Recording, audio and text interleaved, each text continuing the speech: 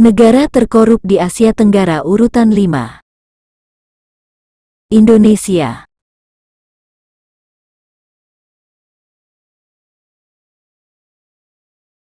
Transparansi Internasional menempatkan Indonesia di urutan kelima sebagai negara terkorup di Asia Tenggara, sedangkan sebagai negara terbersih dari korupsi di dunia, Indonesia menempati posisi ke-110 dari 180 negara dengan skor IPK 34 turun 4 poin dibandingkan tahun sebelumnya.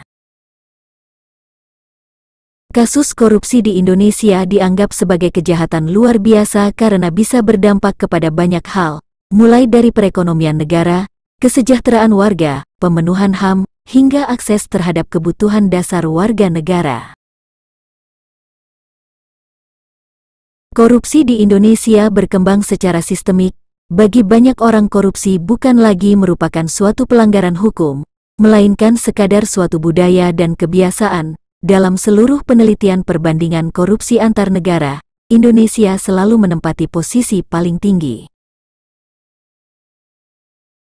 Keadaan ini bisa menyebabkan pemberantasan korupsi di Indonesia semakin ditingkatkan oleh sebagian masyarakat sendiri dan juga oleh penegak hukum yang membidangi, karena tidak semua masyarakat Indonesia memperdulikan tentang korupsi dikarenakan sebagian masyarakat pun dalam kemiskinan dan keterpurukan. Jumlah penduduk miskin pada Maret tahun 2022 sebesar 26,16 juta orang.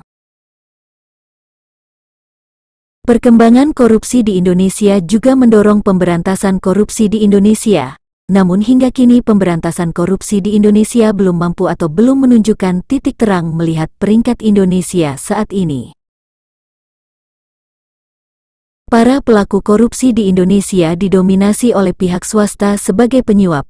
Sebagai pihak penerima suap atau koruptor adalah para pegawai dan pejabat pemerintahan yang menempati posisi strategis yang telah mendapatkan kesejahteraan hidup enak, gaji besar, dan serba ada, tetapi serakah dan tak pernah puas. Tidak pernah merasa cukup dengan apa yang telah dimilikinya.